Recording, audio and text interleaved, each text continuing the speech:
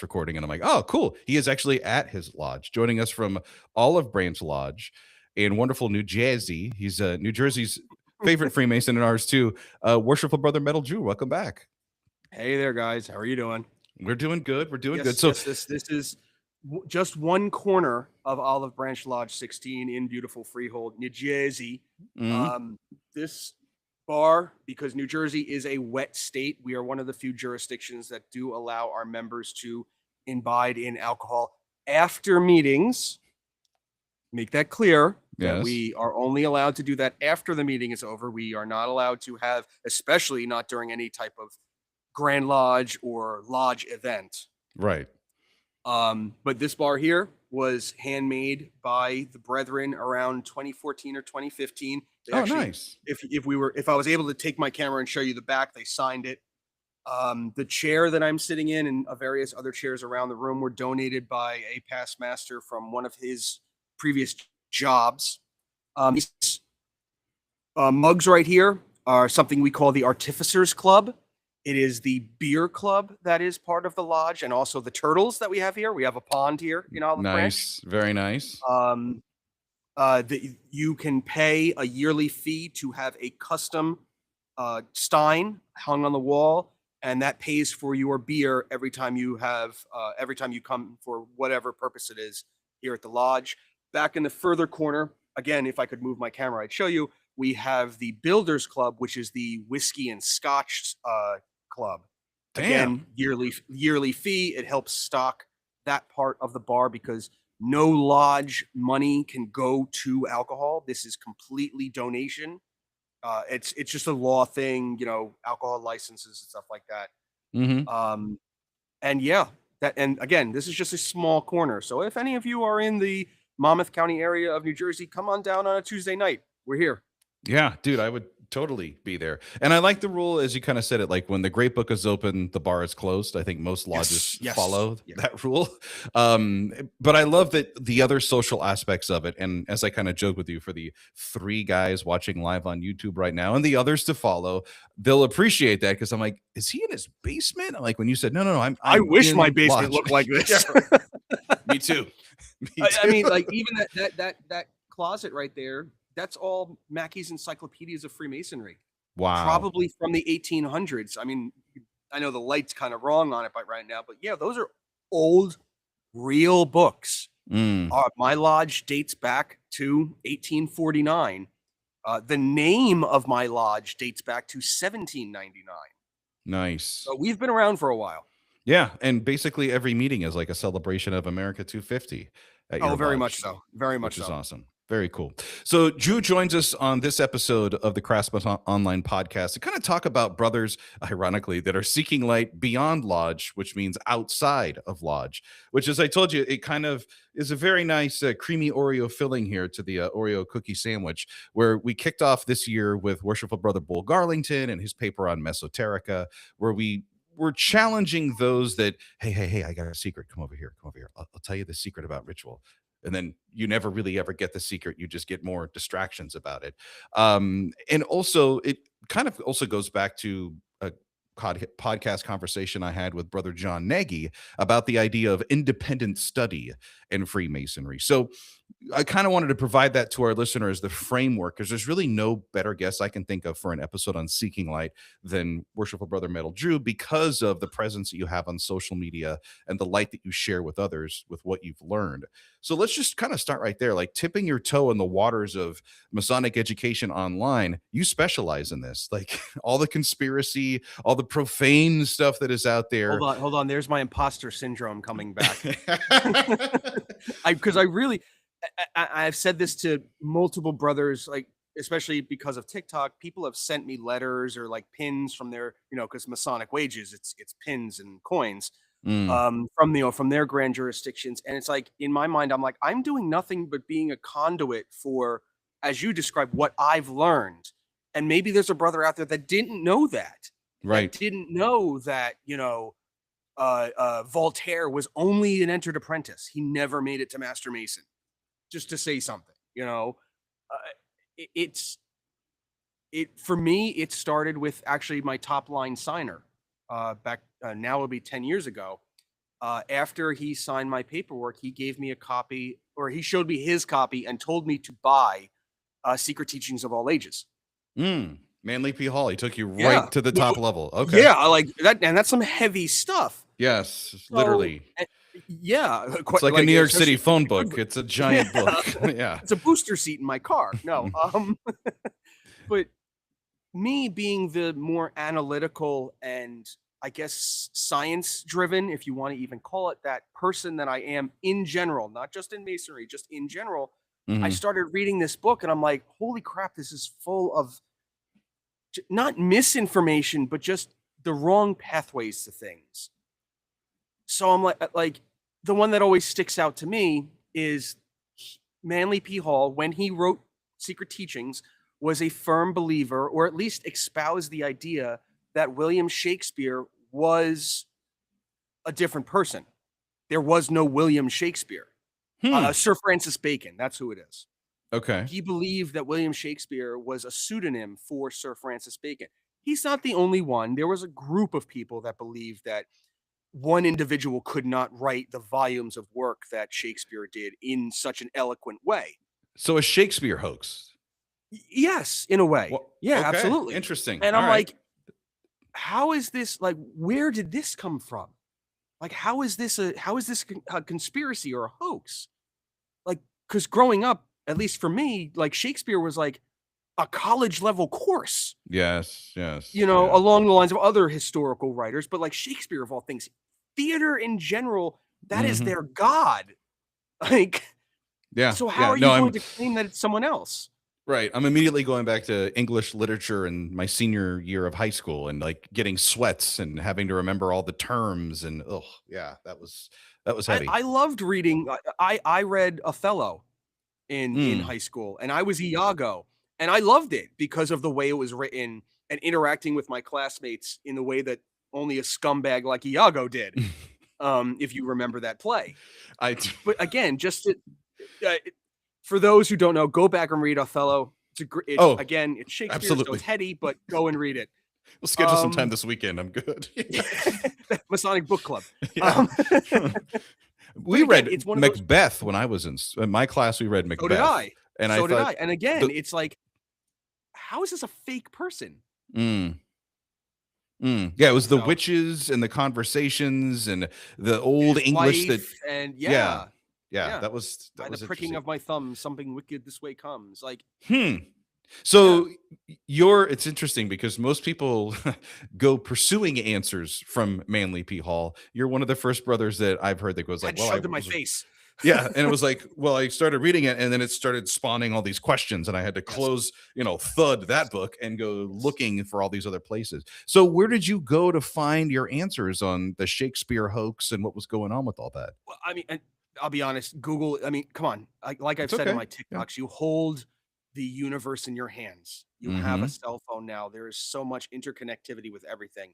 And a lot of naysayers will say, oh, don't use Wikipedia. It doesn't tell you. Okay, don't use Wikipedia. Use the sources they provide, though, on the bottom of the screen. Go to where they got their information from. And I'll use that as not just in Wikipedia, but in general, when doing research for anything, go to the source that person claims the information came from. It's either not a primary source, it was made up and they just wanted to sound smarter. Very smart. Okay. For me, it was, I think I've told this story before, so I'm sorry to anyone that's heard it. Had a question in launch. The point within a circle was the first Masonic thing that came to mind. I was like, okay, well, where is this in a lodge and how is it really explained beyond that paragraph or so that we get in the Entered Apprentice? We call it the historical lecture in New York. And was told to go read a book. And I was like, I'm not here to read books. So I went onto YouTube and I found this guy called the Backyard Freemason. And the dude lives somewhere like in Montana or Wyoming. And the videos are so awesome. I hope that they're still online. And I hope to someday have him on this podcast if he's still, here with us. Because he was the first little drop of Masonic education or esoteric thought that I found on YouTube that came from a trusted source.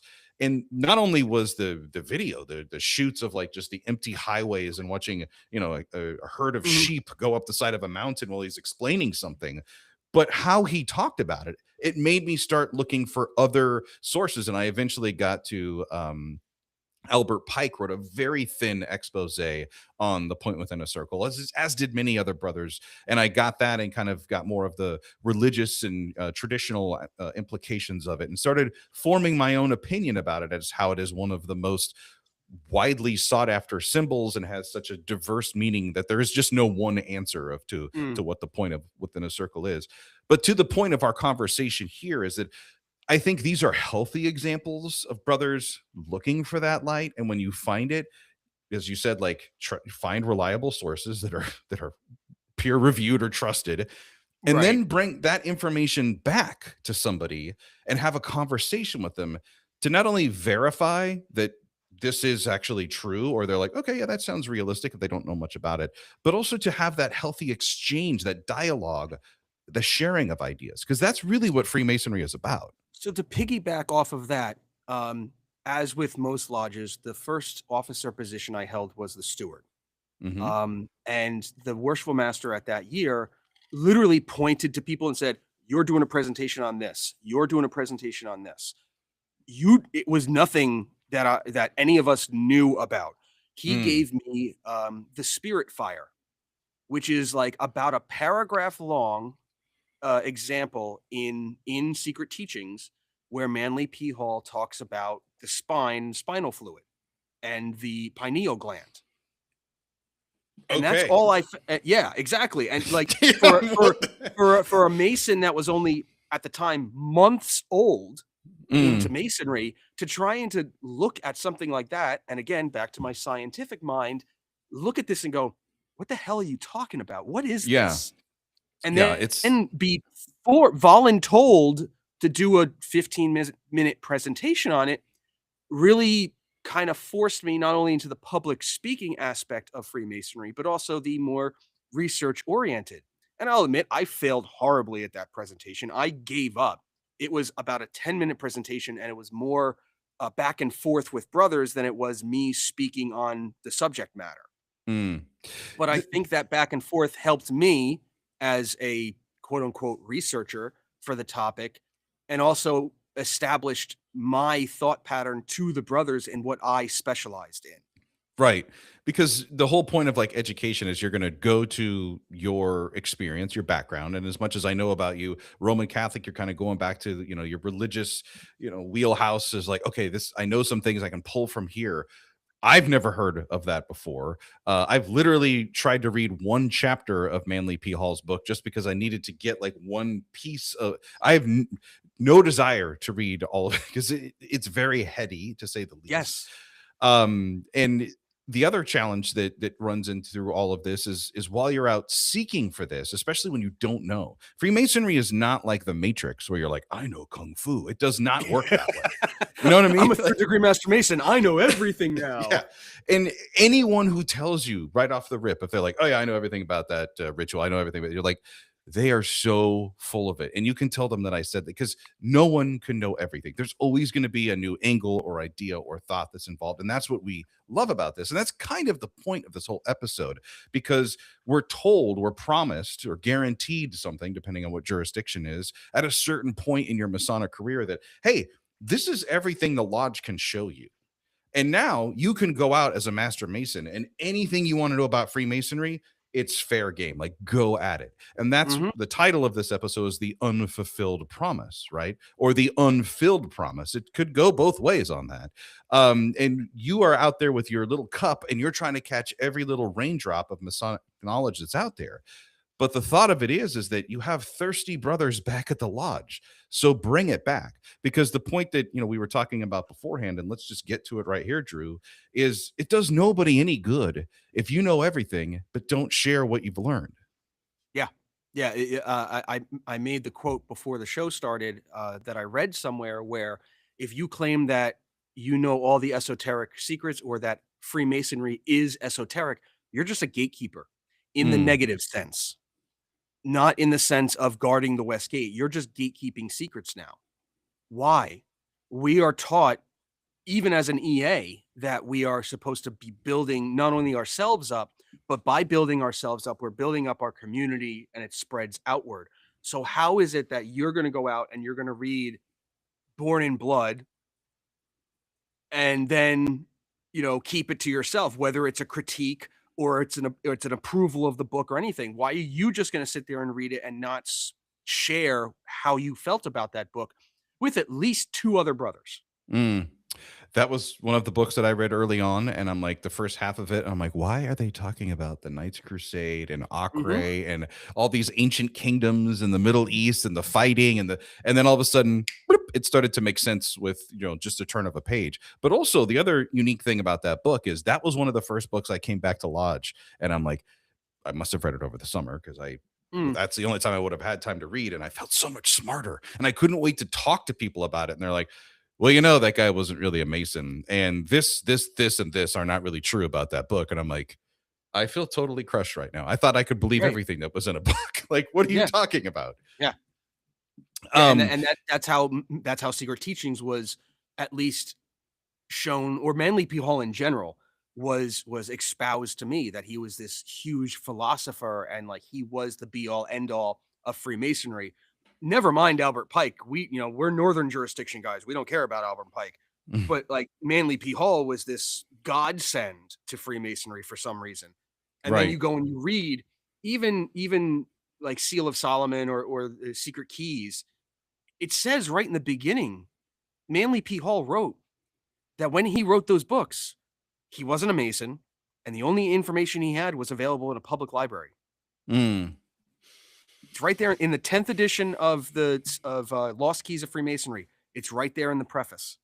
Right. It's one of those books. Yeah, I remember having a discussion with I believe he's a right worshipful now. Yeah, I'm sure you could jump and help me out on this one. Um Joe from Manassas Lodge in Manassas, Virginia. Joe Martinez. He is not yet a right worshipful. He Okay. just finished being a worshipful yet again. I do remember that. Okay. Well, if he ever gets the distinguished honor of that, it's well deserved I and will do we'll pay nothing Joe. but hound him.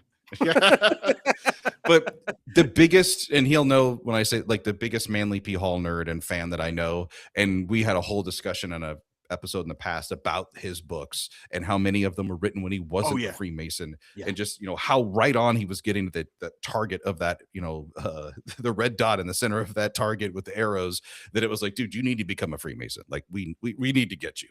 But I do want to bring up this point because I'm sure we have a brother or a listener right now who's going, hey, look, I was one of those guys that was promised, hey, I'll join Freemasonry. It's how good men become better. I'm promised that I'm going to get, deeper meanings and truth. And really all I've ever left with is a dinner and a bill for the dinner that I'm going to have that night at Lodge. And I've been promised that I'm going to get all of this light. And I go to meetings and all they do is talk about filling cracks in the sidewalks or leaky roofs, or they argue about what charity they want to give money to or time to. Are there any examples or comments of examples that you've heard from brothers? Maybe it's in your lodge or in your jurisdiction or in your travels, from guys that just they feel like that promise was unfulfilled and unfilled of getting all of that more light that they want. I absolutely have. In fact, I'll shout out one of your contributors. I believe he's a Patreon, Sean Marshall from New York, Mm, who I believe the three of us met when we went down to Unity Day in Philadelphia. yes. Yep. He was very dissuaded by his lodge because he just didn't feel like he was getting, like you described, getting out what he put in. And he found me and a couple other brothers on various social media sites and started following us and was like, hey, this is how I can get a little bit of education. And it got to a point where he actually switched lodges. He remained a member of the Grand Lodge of New York, but he switched lodges because he found brothers in a separate lodge that jived with him. And Mm-hmm. this is one of the first selling points that I make to any new petitioner of Freemasonry in general, is go to a lodge that you jive with, whether it be the fraternal aspect or the history aspect of it. If you're looking for the history aspect, find a lodge that is focused on that, yeah, you're going to get the other, you're going to get the charity, you're going to get the fraternal aspect. But if you get a lodge of guys that are really into history, you're probably going to fit better. Don't just go to the lodge that's closest to you and think that's the default masonry.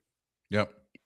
Right. And the other thing to just kind of throw out there is that in many jurisdictions, if not all jurisdictions across the United States, at least, is that as part of accepting the office of being master of the lodge, all masters are basically charged with bringing some form of Masonic education to the meetings, right? Yes. It's going to be worded differently, but in all of their installations, they're kind of charged to do that. And then again, like it kind of becomes what the definition of is your version of Masonic education. We're just gonna the opening and closing of the lodge will be that tonight, or the master will throw out a question and there'll be a discussion, or do we have a speaker or a presentation or some sort of program, whether it's recorded or being zoomed in. Like Masonic education comes in so many different ways that there's a lot of gray area that's in there. To that point, though, I also can feel the pain of guys that are like, hey, I'm really trying. I'm going to my lodge and it's just not there. So I love that you brought up the point where it's like, try traveling, try going to another place, try visiting another lodge in your jurisdiction if possible. If not, there are still groups like Craftsmen Online, shameless plug, or other grand lodges that offer reading rooms or discussion groups or virtual things that you can be a part of. What's down south? Was that the Master Craftsman program? That's actually US wide, but it's based in, I want to say Missouri. I'm probably wrong. Okay. But there's the Master Craftsman program that you can sign up for, and it's just learning material, a little bit of testing. I know you have to at least write a research paper for. Right. There's 3 different levels for it. Here in New Jersey, we have the Society of King Solomon that we've been pushing really hard on, not just the new guys, but everyone in general, because sure, it starts off with your basic protocol stuff and multiple choice answer questions, but it gets more difficult where you have to actually get into the history of Freemasonry and like the bylaws, which is something that every Mason should know about their state or their grand jurisdiction, I should say. And then at the very end of it, if you want to become what's called a fellow of the society, you have to write a research paper. And that's awesome. one of the things that I started a Substack on. My first post was my 13-page research paper on conspiracy. And I had to provide links on where I got my information. This wasn't just a free form, 1,000-word essay. This was it's like college level writing. Yeah, almost APA style research paper, similar to how the Scottish Rite has the Hot Grade Academy. Yep.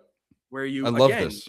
At the very end of it, you got to write a proper research paper and back it up with, I don't want to call it like a master's thesis, but it's almost there. Right.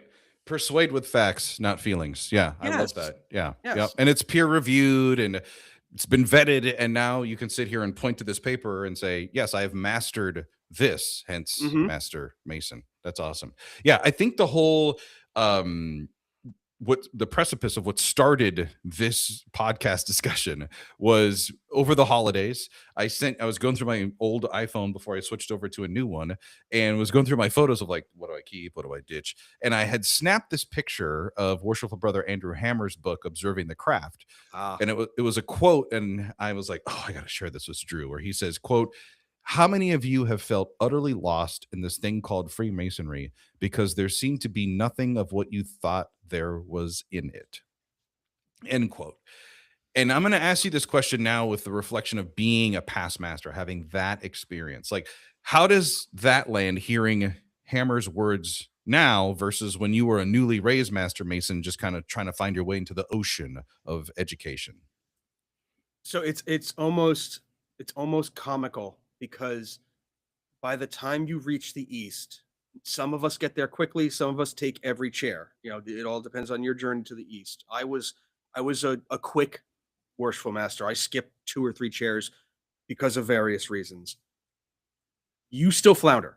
You absolutely still flounder, because the being a leader in general, you got to make stuff up on the fly. You have to be malleable.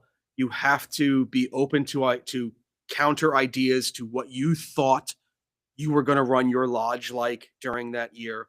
And I'll always remember the words of my secretary: if you succeeded in one thing that you had planned for your year, you won.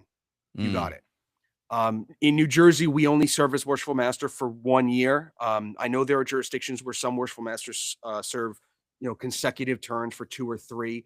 And when I look at those guys, yeah, the first thought is, "Damn, you're in that chair for that long." But then in the other side, it's like, now you can kind of do things that you Right. want to do, because the transition period of the immediate past master and you, that honeymoon period is now over. Now you can really go into, I really wanted to focus on fellowship, or I really wanted to focus on the esoteric. Whatever your plan was for that year, you don't have to just focus on, okay, we've got a master mason, an EA, a fellow craft degree coming up this year. We've got gold tokens. We've got, the deputy visit, the stuff that has to happen Mm. during your year. Now you have that room to expand. Um, but yeah, you're floundering in a different sense, Okay. because as a newly raised master mason, the world is open to you. The Masonic world is open to you, and you don't know where to go unless you got to a lodge that has a really strong mentorship program, or you had already a strong mentor and maybe a father figure, or maybe you talked to some of the guys that you saw, like, online with a podcast like this, or the various other ones that are out there. Because a lot of us are on social media, and you can reach out to us and just be like, "Hey, I like what you did. What do you recommend?" Mm-hmm. Okay. And I've done that on TikTok. I've gotten guys who are not Masons, heard me talk about the conspiracies, and go, "Hey, where'd you learn that?" I have a gentleman right now in Illinois. He'll never become a Mason, and that's fine. I don't care. He's not anti-Mason. He's actually very involved with charity, and asked me if I could contact someone in Illinois Grand Lodge to help with the charity that he runs. But, like, he wants to know how it ties together with some of the conspiracies that he deals with, being a Norse pagan. Okay. That's So yeah. exactly. So It's not something you hear every day. That's very no, interesting. Yeah. it's the symbiotic relationship between the two of us is awesome. But, like, that's one of those things, is find a mentor, whether it be in the physical sense of someone at your lodge or your family, or find someone online that could give you good and wholesome advice, as we Mm. say. Mm-hmm. Because there is an aspect of grounding that needs to take place. And I believe you wanted to comment on that. Yeah, I mean, for me, and that's a fantastic example, and I love that story. And I find, your world on social media, especially TikTok, a lot different than mine, where you have guys taking what you say and then stitching themselves right into it. And then my favorite is when you stitch yourself on the other side of it to like straighten this back out. Like that's not what I said. Um, but for me, kind of using that ocean analogy, and we can just kind of play around with this one a little bit. Like when I became a master mason and I was told, hey, everything you want to know about Freemasonry is at your disposal. And it was like being a kid the first time growing up in San Diego and going to the beach and just seeing like how Yeah. far the coastline goes. You're like, wow, it goes on forever. Like that's amazing. That's what it felt like as a master mason. And then once you become the master of your lodge or you get into Freemasonry, it's like me now being a scuba diver. It's like, how deep can you get into Freemasonry? And years later, after reading Brother Hammer's Observing the Craft book, I got a chance to meet him as a brother here in the District of Columbia. And we talked about how Masons go from lodges to kind of forming groups, and some of them even form lodges around the style or the practice of Masonry Oh, that yeah. that they want to work on, which is really working the way of the craft and then the truest sense of it. And I guess the thing for me is that as a brother through all of this, it has made me feel less alone to know that there's others that walk in and feel like I'm not getting everything. Because this is the other thing that kind of prompted me to want to have this conversation with you. Is in one of your TikTok videos you were talking about, basically as a marketing person, I'd say, what's the unique value proposition of being a Freemasonry? Like, what's so special about it? What's the value of it? And knowing that there's other guys that are out there around the country and the world that are all reading these ritual books, learning this stuff, going to lodges, trying to live by a certain code. reading other things that are foreign to them and taking it in, and it's becoming part of your DNA. It's becoming part of your knowledge base. And then again, the connections, the networking that you're having with other like-minded men, you do not feel as alone in this great, big, beautiful world as you will without it. Oh, no, absolutely not. And I keep hearkening back to TikTok because apparently that's where everyone thinks I'm from. But I've actually been. I know you're from New Jersey. But the land of shouting out the window. More than shouting. Come drive on the parkway this time. Anyway, but like, for instance, like I have been podcasting on and off for 15 years now. I started with my friends back in 2010, just life podcasting type thing. No general direction. And from there, I realized the power of the internet, because people from literally India would reach out because they wanted to hear about the American experience.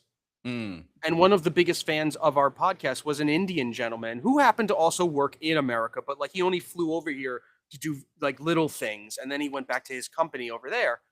And he Dude, just if you said lodge meeting, I would have fallen over. That would have been amazing. No. We did have a brother from India visit us though. That was really but like he just wanted to hear about American life, and he just wanted to chit chat with us, through messaging or comments on our show or whatnot.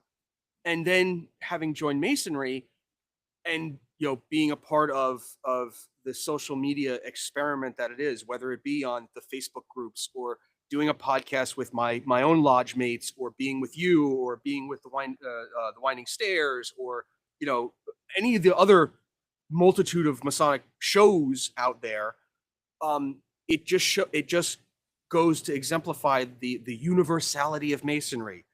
Like TikTok introduced me to Masons from New Zealand.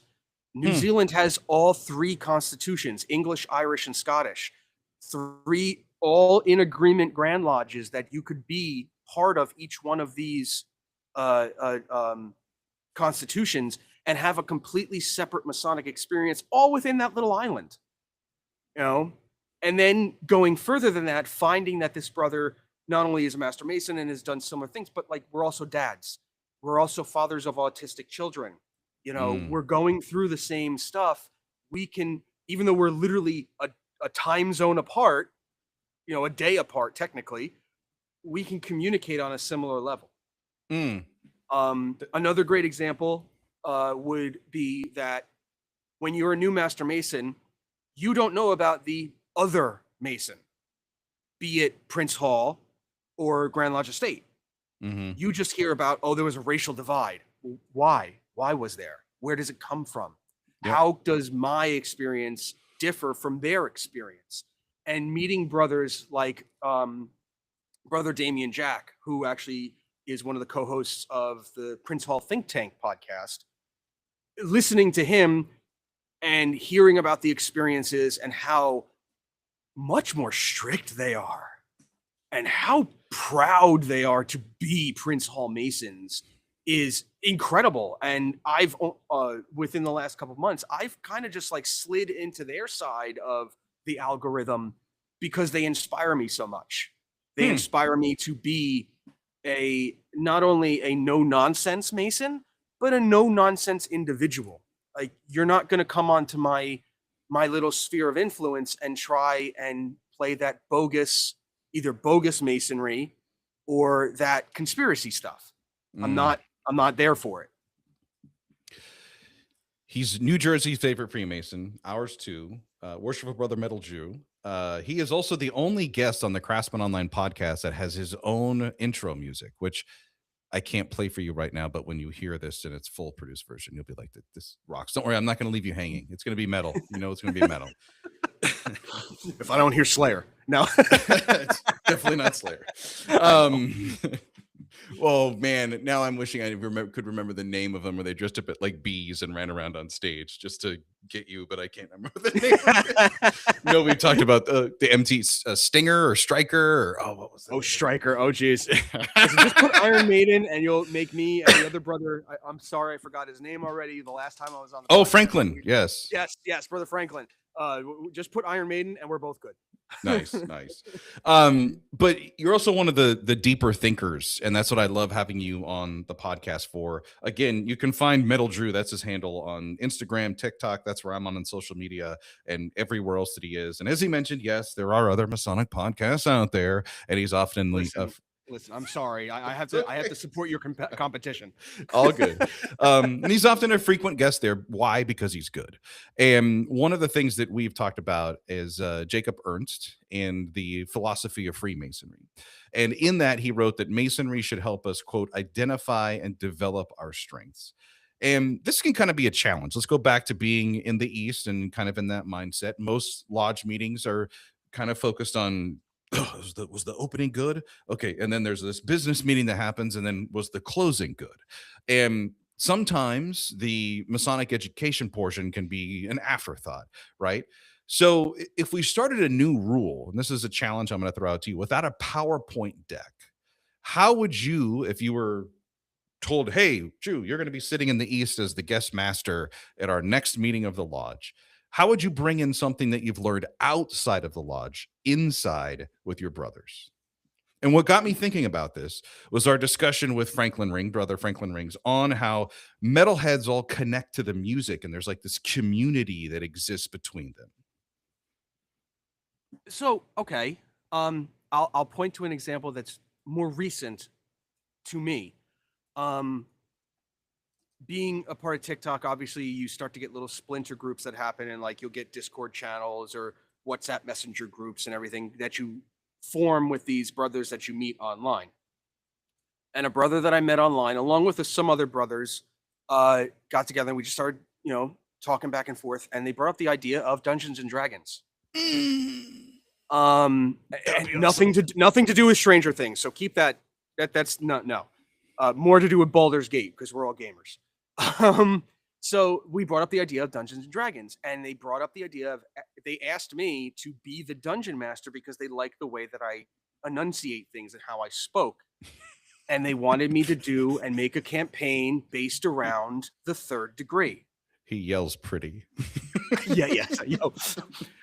For the audience listeners out there, I am very much controlling my vernacular, because normally I'd be using F-bombs like a comma. But something like that, where we as Masons don't have to just connect on Freemasonry. We can connect on things outside of Masonry and then adapt it to Masonry. So can I ask a question? So I love this idea. So this idea of a D&D style presentation, would you be the campaign, for lack of a better term, that you would be building? Would it be like exploring the Hiramic legend, like being a character? See, that's the beauty of it, is you can absolutely do that. What we were planning on doing was making it, yes, the Hiramic legend, having the player characters go to different towns, having the ruffians, two of them eventually become the bad guys. You didn't know that in the beginning. And then the last ruffian being what we call in the community the BBGE, the big bad evil guy, as the final boss. And like creating a story based around that with these characters who are not part of the Hiramic legend. They're just random, like an elf. D&D. Yeah, you got an elf, you got a dwarf, blah blah blah. A healer, yeah, okay. Yes, absolutely. Yep. And that's just awesome. Our take. And I know there's brothers out there who've probably already done this, and I'm not new to this concept, but like they've done it, and they've probably done it, like maybe they've done it with the fellowcraft degree, and you're actually walking up a flight of stairs and something's happening for that flight of stairs. All right, hold on. Shameless plug here. We did do a Dungeons and Dragons and Freemasonry episode with a past master of my lodge here in DC, worshipful brother Jason Lee. But we did not, and I can't believe we didn't explore this area. So if there is any brother listening or someone knows of a lodge that has done this, please, it's podcast@craftsmenonline.com. That's my email address. No, I'm not joking. I want to talk to this person, and I want to do a whole episode about this campaign and like get into it. Podcast@craftsmenonline.com. Thank you. All right. Sorry, Drew. Continue.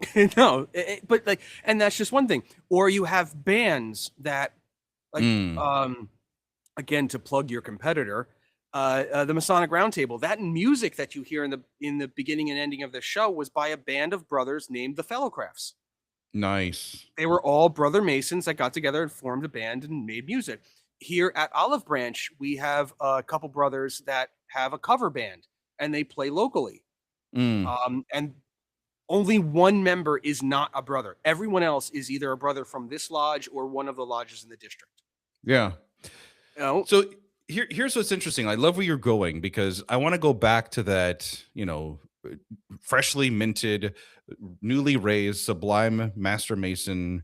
Just when he went by Andrew, was probably just a sweet little boy that was given the Manly P. Hall assignment of what was it, the Flaming Spirit Anus? Fire. Spirit Fire, yes. And going, I got to talk about this for 15 minutes. My guess is it was knees knocking, sweaty hands, dripping Hair down the pulling. forehead. It was hair pulling, like because Standing behind the podium with something that you wrote. yes, Yeah. yes. I didn't even. I literally had like a note card of like 4 notes because, like I said, that specific entry in Secret Teachings is only about a paragraph long. It's not a Right. huge thing. But my So- point and is but- like you were like he- absolutely scared shitless the entire Yes, time. yeah. Whereas because I didn't know, like I didn't realize that I could go to maybe Coach Nagy. Maybe he wrote something on the Spirit Fire, and I just didn't know. Maybe Pike had something. Again, we're northern jurisdiction guys. We don't know about Pike like that. We're not taught about Pike like that. Who knows? Even Joe Martinez could have had something on the Spirit Fire. right. I didn't know who the hell Joe was at this time, Exactly. and no one was there to point me in that direction. And you didn't know that you didn't have to do the standing behind the podium and putting everybody to sleep style of lecture, that you could have done something cool. Like, for example, I did a whole discussion in a lodge one time about the 3 ruffians and why they were not only bad fellow craft, but just also bad murderers. And it was like a CSI style crime scene of like dissecting the murder and where was the intent, what was the weapons, like blah, blah. We didn't, and yes, there was some PowerPoint that was involved, but it wasn't the typical like putting guys to sleep part. And that's the thing where I felt very encouraged and excited when we made the connection of metal music through the album art and some of the actual lyrics of the song and the context of how they relate to Freemason and Freemasonry and our ritual. And it would be so awesome if you had a band come in and play a couple songs or parts of a song and kind of walk people. Like, dude, that's the kind of stuff that when you sit in lodge for an hour for a program like that, you don't complain about how long that program is. No. So there's a really, so my inspiration on how I changed my format, if I ever was to go back upstairs and do another presentation, because it has been a while since I've done one in lodge. Is actually one of the brothers I was raised with, brother Kevin Cotter, who is our district education officer. And one of the first presentations, there were 2 presentations that he did that really got me involved. The first one he did on the golden ratio and discussing the golden ratio and how it relates to Freemasonry. And yeah, it was a PowerPoint heavy presentation, but what he did, like for instance, he used memes of like how Sonic the Hedgehog's head is the golden ratio. Nice. There's a golden ratio meme of a guy, a pretty large individual, standing on top of a ladder with his stomach sitting on the top rung of a ladder. Well, that's a golden ratio. And it's just silly things to catch your eyes, to keep you engaged. Another presentation he did where he handed out candles to every member of the lodge that was in attendance that night. And he only lit the Worshipful Master's candle. What's the Worshipful Master's job? What did we just discuss? The Worshipful Master is supposed to spread light, supposed to spread education. So it forced the Worshipful Master, because we do this on refreshment, so there's the freedom to move around the lodge during presentation. You have to light the candles. And while this was going on, Brother Kevin is giving kind of a monologue. It wasn't really like a presentation. It was more of a monologue, like a piece from a prayer he almost heard about how we as individuals are supposed to spread knowledge and intelligence to one another. And sometimes that may burn us because we weren't ready for it. Hence the holding a candle without a protective piece to catch the wax. But like, again, the symbolism of it. And that is what drove me to be more animated Mm. in my delivery. The last presentation that I did in lodge was something we call the skull lecture. Not every jurisdiction has it. I was lucky enough to get it from a salesman actually, and I dressed up like death. Of course you I had a scythe. did. I had a scythe. The room was dark, and now that I think about it, I want to get even more theatrical. I want fog. I want to look like the hermit card from the Led Zeppelin album, Nice. holding the candle, because Nice. that's the premise of the talk. All right. So I know we contracted us to do a 1 hour recording. We know it's always going to go over when we talk. I've got like 4 more questions, but I don't know how much longer you have in the lodge room Let's there. go. Are you Let's do you're this. good? Okay. All right. Rapid fire. So we did this whole episode. We're talking about the unfilled promise, seeking light outside of the lodge. I had mentioned kind of in the kickoff, like, hey, Brother John Nagy and I, we did something similar. We talked about the idea of independent Masonic study. For those not familiar with that, it's like getting college credit for not actually sitting in the classroom because you're doing your own independent study, right?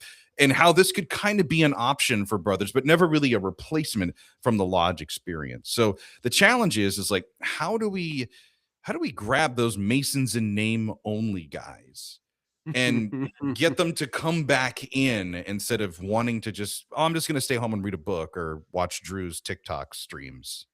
So, funny enough, that kind of happened with the Prince Hall Masons that I met through TikTok. Mm, Damien Jack being one of them. Brother Josh Feliciano, who is actually Prince Hall, New York. He's over in Brooklyn. Josh is the director for the Commission of Bogus Masonry for the Philaxis Society. And that was one of the groups that kind of coalesced after the TikTok kind of slowed down, honestly, mm, with Masonic content. And we just started grilling each other. Like, what'd you read? What books do you have? mm, Josh wrote a book. Damien Jack wrote a book. Another brother, Terry, wrote a book on all these various different Masonic subjects. What'd you do? Damien Jack, now on TikTok every Monday, does a mental health check-in. You mm, don't have to be a Mason. You can just be a guy, just showing up and seeing it. And maybe you are, because we have had brothers. For Damien, it was like brothers from Barbados oh, that would nice. go on like, oh shit, he's a Prince Hall Mason. And we're just discussing like, hey man, how you doing? Like, what's Yep. going on? Are you Yep. okay? Like, do you need help? Doing that grand chaplain style of conversation. Mm-hmm. And I think that that's a good stepping stone, is like, just if you have a public platform like the two of us do in our various, things, just be a soft, be the hand that's reaching out. Hey, what's going on? Mm, You all right? Do you want to talk? You can email, you could direct message, you can jump on the show if you're doing a live stream, whatever that is. right. When I was worshipful master, there's obviously, like you said, Masons in name only. So there's those lists, those individual brothers that haven't been around for a while that belong to your lodge. 4 or 5 of them actually live around where I live in town. So I hand wrote letters. Stalked them. Not in that way. I mean, listen, the secretary's there for a reason. He's an Right. info source. Excuse me. So I hand wrote letters. I said, hey man, my name is Brother Drew. I'm the new worshipful master for this year. I'd love to see you come back to lodge. The secretary informed me that, it's been a couple years. You may hit a rocky patch. I hand wrote this letter. I put it in. I put one of because I made a pin for my ear. I put it in. I drove to the person's house and I put it in their mailbox. I didn't Nice. want to interrupt them, didn't want to knock on their door because, me showing up like this and a little bit wilder hair at the time, I didn't want to scare any dogs. But like, I still wanted to have that little bit of engagement of like, hey, he reached out. I think that statement is going to kind of help answer the next one. And this question really could be its own episode. And I'm sure we're going to tackle it at some point. But it was something I took from one of your episodes that does kind of touch on, men that are seeking light just in general. But, we had mentioned Freemasonry suffering, obviously, from a unique value proposition as a marketing term. Simply put, I think every one of us can agree that ask one to be one and making good men better are not working. No. So how do we do this? How do we rebuild the modern, or how do we rebuild this Masonic brand for the modern man? It's And I funny think you because I touched was on some of it as like being more accessible. I like it, that point of it. it's funny because Joe Martinez and I were actually talking about this last night. Mm. And because he disagrees with Over that a plate of term. green beans, I'm sure. They were soggy. Um, Yeah. he disagrees with that whole term of branding, and I had to give it back to him where no matter where you are, no matter what jurisdiction you're in, worldwide, Freemasonry has that one, you know, faith, faith, hope, charity, brotherly love, relief, and truth. Like Mhm. that is a standard, no matter what jurisdiction you're in. That's our brand right then and there. So we start there. That should be one of the foundation blocks. And Mm. from there, you get individuals that are specialized, I guess you could say, like possibly Arturo de Hoyos or Angel Millar or Coach Nagy. These modern day big Masons that have a specialization in a specific area of Freemasonry to do to show that okay, yeah, it is a smorgasbord, but you can go to these different tables and try the different foods that are Yeah. offered. Okay. Um, I like that. that I think that would be the quickest way to answer that question without making this another episode. Gotcha. No, I love that. I love that. A comment that I've heard from brothers is that, and I'm sure you've heard this too, is like, well, hey, when I was going through, I didn't really get that kind of instruction or education in my proficiency. Like my mentor, well, he wasn't even really a mentor. They just said, if I could read this, I can get to the next degree. Um, how do you point Master Masons that are looking for ritual, like the basics of ritual education or study? Where do you send them?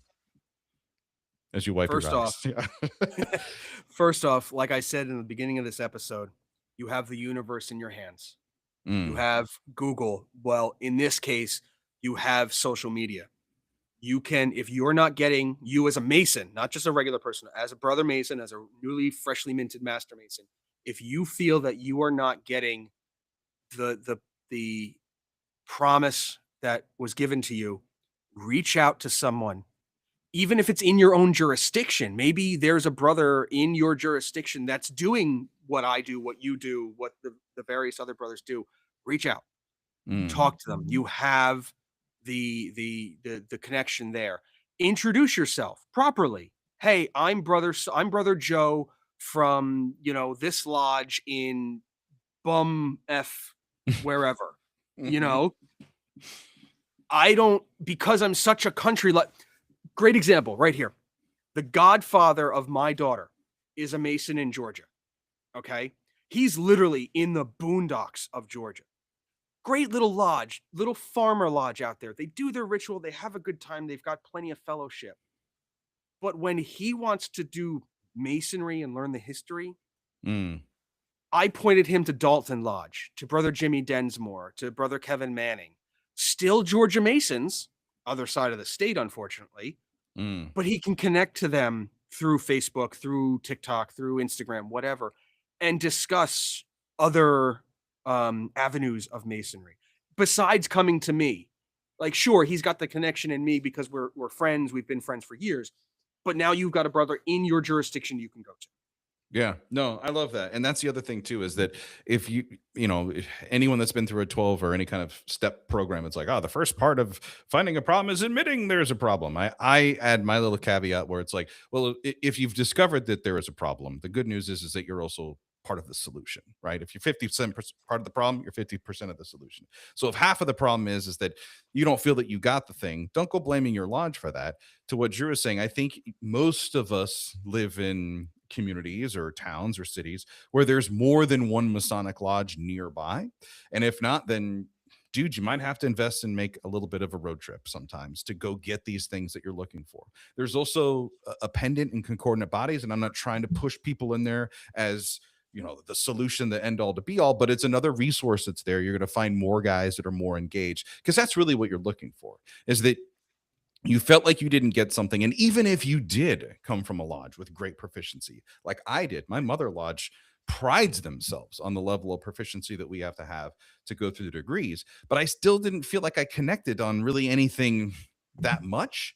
And by visiting another lodge and seeing how they did things, it's like, oh, that's cool. And maybe your thing is, you just, as a master mason, you just tag along with the next degree class that's coming through, and you're just there for support, but you're also kind of picking up some information at the same time. Oh, so that's one of the things that we not only reward in New Jersey with what's called the Brealey Award, because as a new master mason, we kind of, forcing is the wrong, we coerce, so to speak, our new master masons into traveling.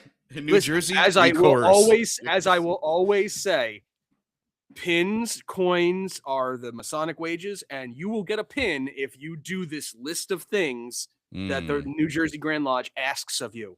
And the biggest part of those is traveling around and seeing the other degrees twice each. As a new master mason, you have to go back and watch it. We in this lodge, like we have 3 EAs right now in waiting to receive their fellow craft. So the next EA that happens, we're making sure they're upstairs. So now you get to see it from the other side. Maybe you'll catch something and you're like, oh damn, I didn't realize that they said this or they did this. Yep. So yes, definitely travel, definitely reach out, even if it's not in your own jurisdiction. We have the wonders of the internet. Find, like, for instance, going back and talking about how I have a brother in New Zealand and learning about how he is part of a group of people that's trying to create a Maori Master Mason degree because of the indigenous there. Awesome. I could love to sit there and watch a haka happen in the middle of a Master Mason degree. That'd be so kick-ass. There we go. Kick ass. I'm going to get you out of here on this question. And it's a little bit of a thought too, as we're celebrating America 250 here. It's like, oh, the 250th anniversary of America being a country. Freemasonry, kind of as we know it, was like 1717 is when really the first Grand Lodge was formed in England. So let's just roundabout say, 275-ish, almost 300 years is what we have as far as written, documented, formal knowledge of it.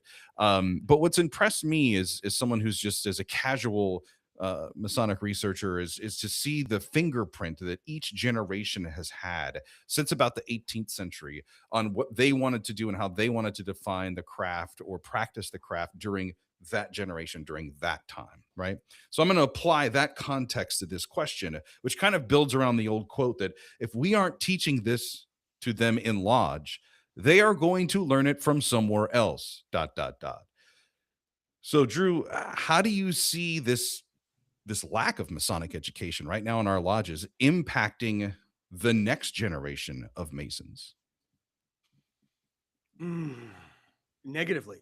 I won't even sugarcoat it. It's negative because you get a lot of brothers who, as you joked with on your last episode, who like to say they're esoteric and they don't get around to doing anything because they're, in no short terms, they're talking out of their ass.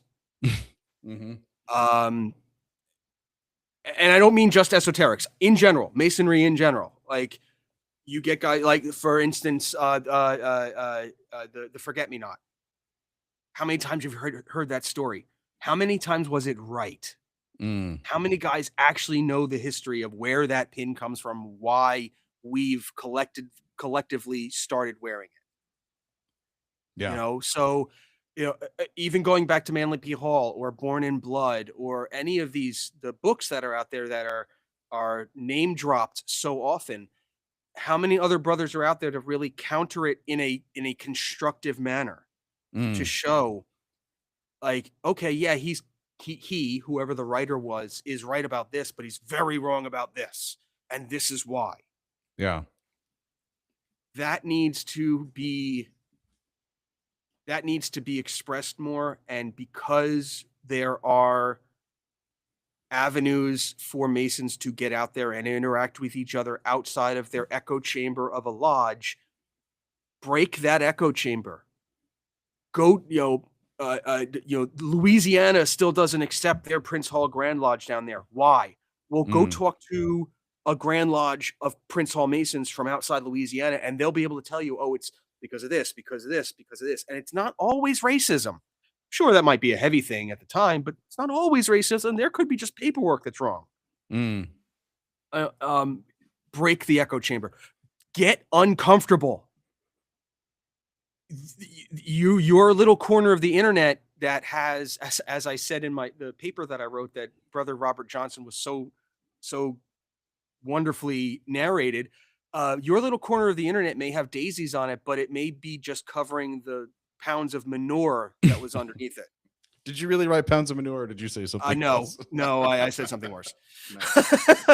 Nice. But you understand, like, yes, it's Yeah. a field of blossoms that pugs and dogs are running through, but where did that come from? Right. You have to get uncomfortable with some of your knowledge. So here's the thing. I do see it as also a negative thing. Like, if we're not teaching these guys in a lodge, then there's a potential that we could miss a generation. But I think there's also a positive thing about that. And it's a really, you're going to have to follow me for a couple steps here. And I'm seeing it now. And I'm not saying that my generation didn't benefit from good and wholesome instructors, because, you know, that would be I would be looking up to the boomers. Those are the ones before my generation. I think we're close to the same age, so we might be in that same boat. But what I'm seeing now is like the millennials that are coming in, right?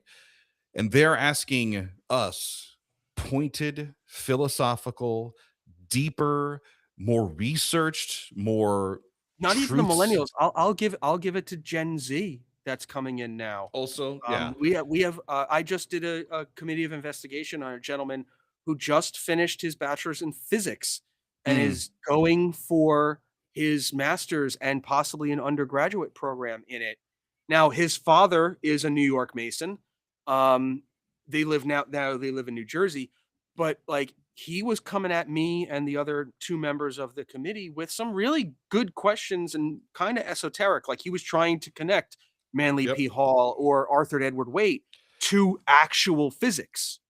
Yes. I'm like, that's a really cool thing. I don't know. Let's go look it up. Bingo. That's where I feel like that's where we're going to go, because it'll either start with the I don't know, let's find out together, or it will say, well, our ritual explains it this way, but let's go learn where it came from in this place. I think, and it kind of goes along with me saying you have to become uncomfortable. You have to remove your ego.